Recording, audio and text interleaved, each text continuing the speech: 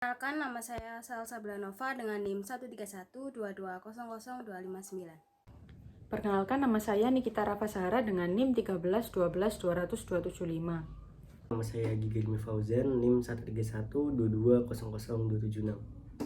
Perkenalkan, nama saya Rema Sefri Fatrozi, NIM 13122000288. Perkenalkan, nama saya Farah Salsabila Zura Putri, NIM 13122000316. Perkenalkan, nama saya Yanti Permatasari, NIM 13122000330. Di sini saya melakukan wawancara bersama dengan Kak siapa ini? Melin. Oke, Kak Melin, perkenalkan nama saya Salsa Blanova. Di sini Kak Melin pernah dengar nggak sih apa itu umbu ganda? Kayaknya belum deh. Oke, aku jelasin sedikit tentang umbu ganda ya.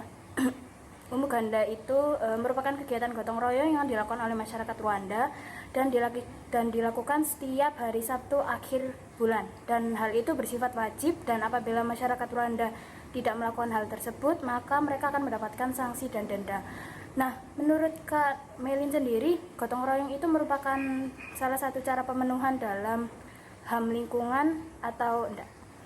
Kalau aku sendiri kayaknya iya. Kalau Kak Salsa? Kalau menurutku juga iya, gotong royong itu merupakan salah satu cara pemenuhan dalam HAM lingkungan, karena kan kita sebagai warga negara mendapatkan hak dalam mendapatkan hidup yang layak, hidup yang baik, hidup yang aman, dan hal tersebut juga tercantum dalam Undang-Undang Dasar 1945 pasal 28H ayat 1 yang menyatakan bahwa setiap warga negara memiliki hak untuk mendapatkan hidup sejahtera, lahir dan batin, bertempat tinggal, serta mendapatkan lingkungan hidup yang baik dan sehat. Nah, jadi menurut kami berdua, gotong royong itu merupakan salah satu cara pemenuhan dalam hak lingkungan. Di sini saya akan wawancarai teman saya. Boleh perkenalan terlebih dahulu, Kak? Saya Lutfi Ambarwati dari Universitas Ciputra. Saya mau mewawancarai sebentar ya. Menurut Anda, apakah gotong royong atau kerja bakti itu merupakan salah satu cara pemenuhan hak asasi manusia? Menurut saya, gotong royong atau kerja bakti termasuk salah satu cara pemenuhan hak asasi manusia. Karena dalam kehidupan sehari-hari di masyarakat sangat diperuntukkan unsur pemersatu. Sebagai manusia yang dikaruniai akal dan hati nurani, hendaknya kita bergaul satu sama lain. Kita bisa terapkan dalam kegiatan gotong royong ini. Oh ya, aku sih setuju juga sama Kak Via ya. Gotong royong itu termasuk salah satu pemenuhan hak asasi manusia, karena hak asasi manusia sendiri telah diatur dan dilindungi oleh konstitusi dalam Undang-Undang Dasar 1945 dan Undang-Undang Nomor 39 Tahun 1999 tentang hak asasi manusia. Nah, dan Pancasila sendiri menjamin kesetaraan hak asasi manusia bagi seluruh warga negara Indonesia, serta memberikan jaminan bahwa penghormatan terhadap hak asasi manusia harus bersifat universal. Terus untuk pemenuhan hak asasi manusia sendiri merupakan tanggung jawab pemerintah. Salah satunya pemenuhan hak dengan meningkatkan persatuan dan kesatuan yang bisa diterapkan dari sikap dan perbuatan kita dalam sehari-hari, seperti contohnya gotong royong itu. Terima kasih. Selamat malam Bapak, perkenalkan saya dari Fakultas Hukum. Sebelumnya dengan Bapak siapa? Saya dengan Dimas Mahardika Sukmara sebagai Komisaris Ketua PPAD Kabupaten Sidoarjo. Baik Pak Dimas, sebenarnya kami mau menanyakan terkait pendapat Bapak tentang apakah gotong royong itu termasuk dalam pemenuhan hak asasi manusia. Kalau menurut saya gotong royong termasuk pemenuhan hak asasi manusia, terutama di bidang lingkungan hidup.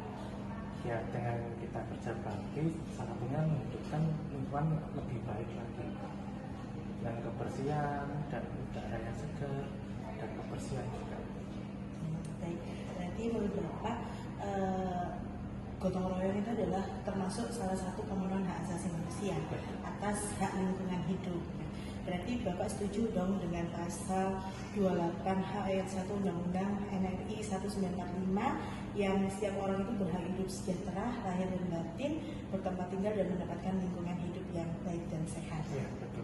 Baik, kalau gitu terima kasih Pak atas pendapatnya.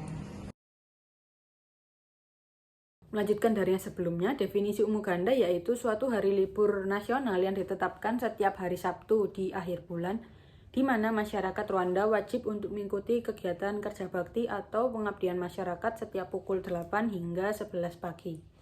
Sedangkan di Indonesia sendiri kita memiliki istilah gotong royong, di mana artinya suatu kelompok masyarakat melakukan suatu kegiatan tertentu secara bersama-sama untuk mencapai tujuannya yang dicita-citakan. Nah, dari kedua definisi tersebut sebenarnya terdapat perbedaan mendasar antara umuganda di Rwanda dan gotong royong di Indonesia. Perbedaan tersebut antara lain dari sistemnya.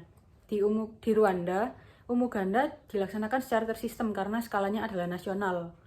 Mereka juga melakukan umuganda selama bertahun-tahun sejak era prakolonial, di mana penerapan tersebut diterapkan bagi warganya yang berusia antara 18 sampai 65 tahun, kecuali untuk orang-orang tertentu yang mendapat pengecualian berdasarkan aturan-aturan yang berlaku di Rwanda tersebut.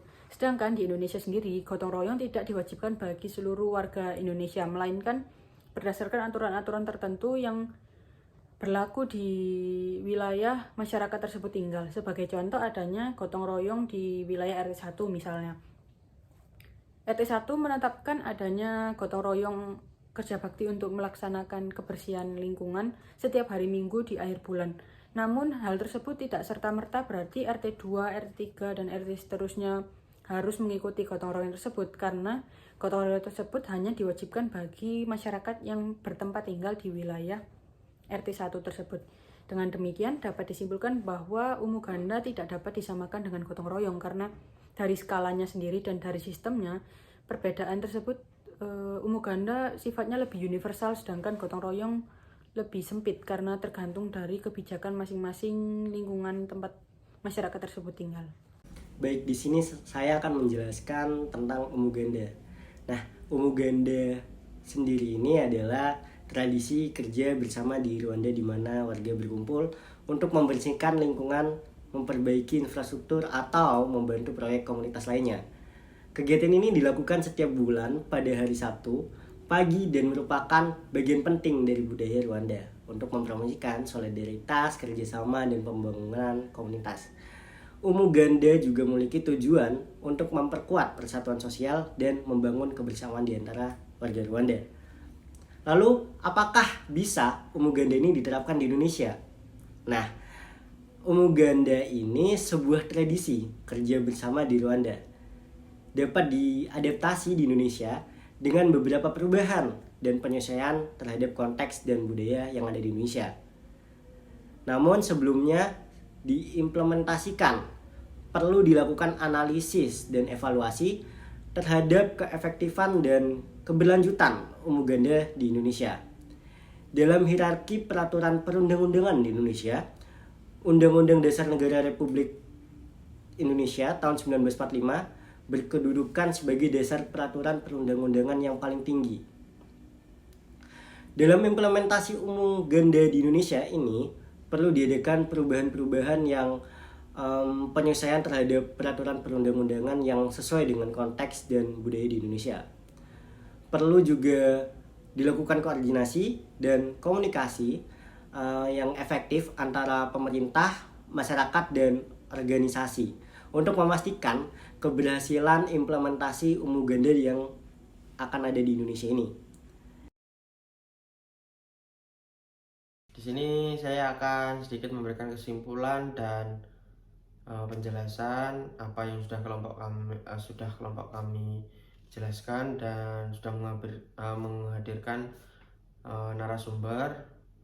Intinya untuk narasumber sendiri setuju dengan adanya umuganda atau gotong royong yang dilakukan masyarakat Rwanda pada hari Sabtu akhir bulan, dan apabila tidak dilaksanakan maka dia akan mendapatkan sanksi dan sifatnya itu wajib ya.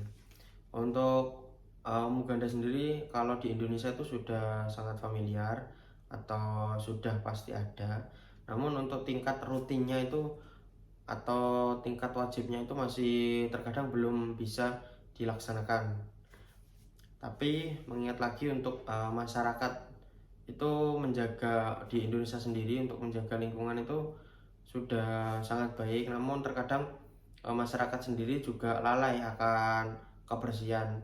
Contohnya bisa kita lihat terkadang selokan-selokan yang ada di perumahan atau di desa itu masih kurang bersih, Itu salah satu mungkin perhatian yang perlu masyarakat tingkatkan untuk menjaga lingkungan.